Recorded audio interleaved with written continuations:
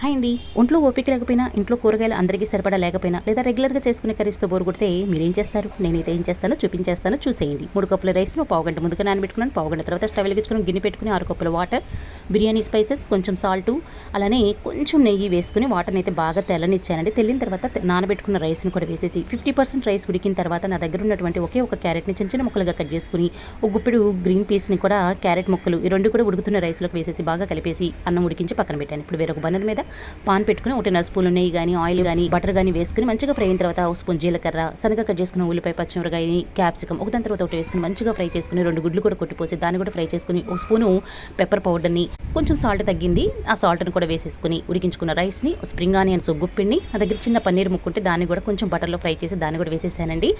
బాగా కలిపేసేసుకుంటే మనకి రైస్ అనేది రెడీ. ఇందుకే ఈ రైస్ని ఫ్రైడ్ రైస్ అనాలా లేదా వెజిటేబుల్ రైస్ అనాలా? ఓ మాట చెప్పొచ్చు కదా మీరన్నా.